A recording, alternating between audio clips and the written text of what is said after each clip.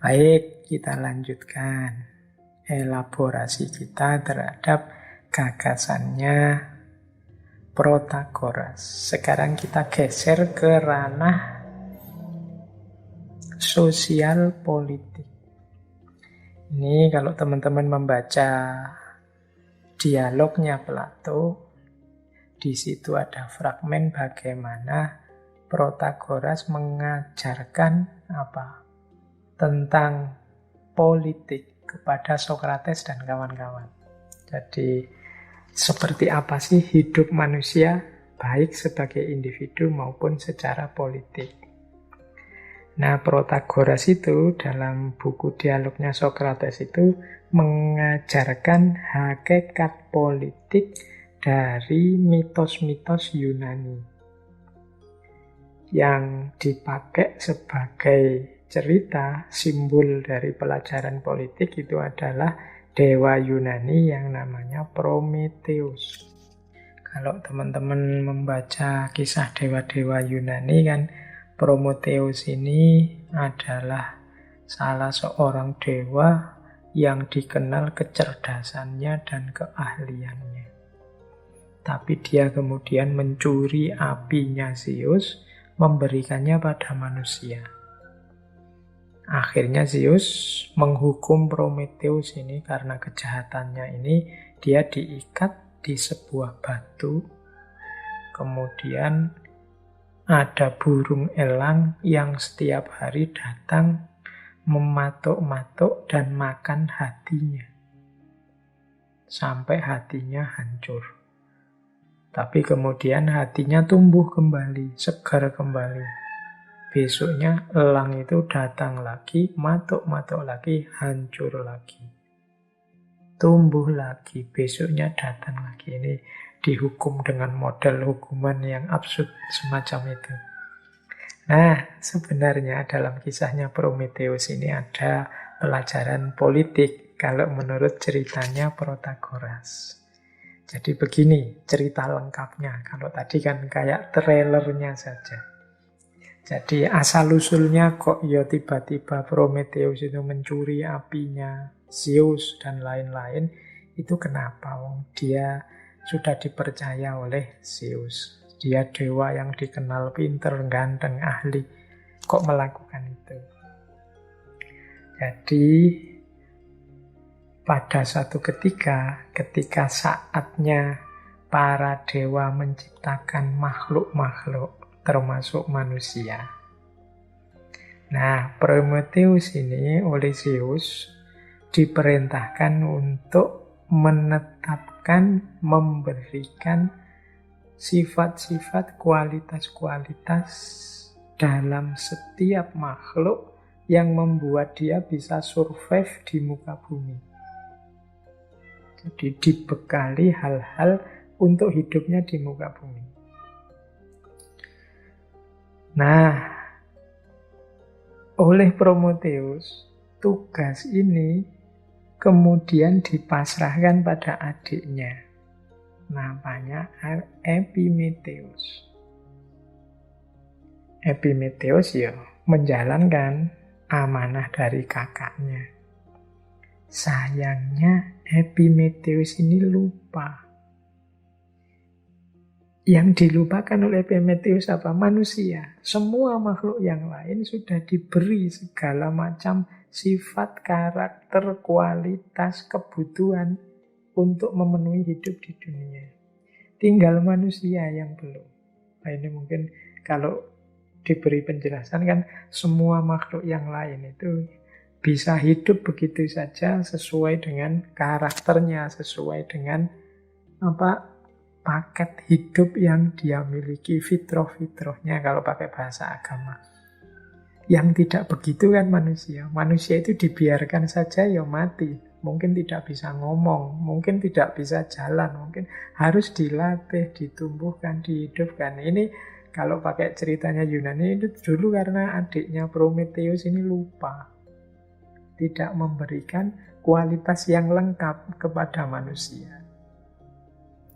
Nah, karena kesalahan adiknya ini, Prometheus merasa berdosa pada manusia.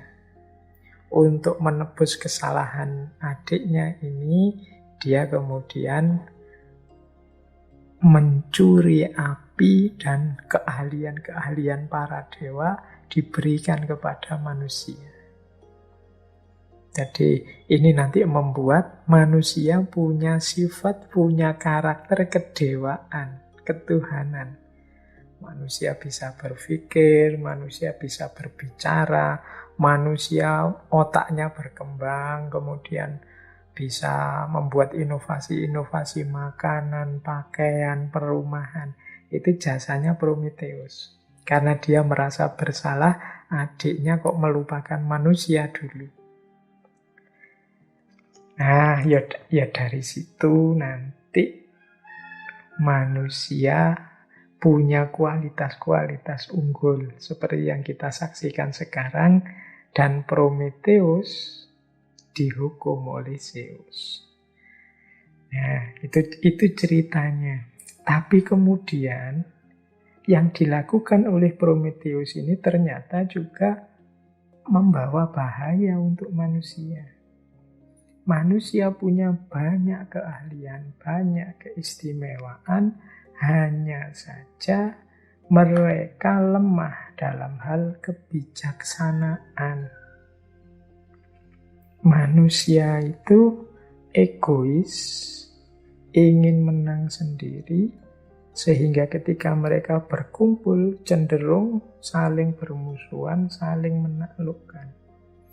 Ini kalau dibiarkan begitu saja, wah ini bisa kacau dunia ini, lama-lama bisa punah ini kalau manusia dibiarkan merajalela dengan keahlian dan hawa nafsunya. Nah, akhirnya Zeus turun tangan lagi. Ini kalau dibiarkan manusia ini punah. Oleh Zeus dikirimlah Hermes. Ini nama dewa yang jadi inspirasi satu bidang ilmu namanya hermeneutika. Nah, Hermes dikirim oleh Zeus ke muka bumi untuk mendistribusikan keadilan, dike, dan rasa malu. Aidos. Adil dan rasa malu. Ini nanti yang jadi remnya manusia. Dua kebajikan ini nanti yang akan jadi dasar kehidupan bersama antar manusia, yaitu ada keadilan. Keadilan berarti justice and order, keadilan dan ketertiban, dan juga rasa malu. Rasa malu itu rasa menghargai yang lain, rasa rendah hati, rasa tidak berlebihan, itu muncul dari Aidos. Ini dua hal yang jadi bekalnya manusia untuk hidup aman, makmur di muka bumi. Jadi manusia harus berorientasi pada keadilan dan rasa malu. Ini nanti kalau diterjemahkan hari ini, nanti wujudnya adalah hukum dan moral. Jadi dengan hukum dan moral inilah kehidupan bersama manusia bisa terjamin. Kalau orang kehilangan hukum dan moral, ya bisa gawat kehidupan kita di muka bumi. Kehilangan hukum berarti kehilangan justice and order, keadilan dan ketertiban. Kehilangan aspek moral, ya kita kehilangan rasa malu, kehilangan penghargaan, kehilangan rasa rendah hati. Yang muncul mestinya egoisme, kesombongan untuk menaklukkan, untuk menang atas yang lain. Nah, sumbernya chaos. Oke, jadi ini pelajaran dari Protagoras. Kalau di fragmennya Protagoras, dialognya Plato, itu ini pelajaran yang diceritakan pada Sokrates dan murid-muridnya.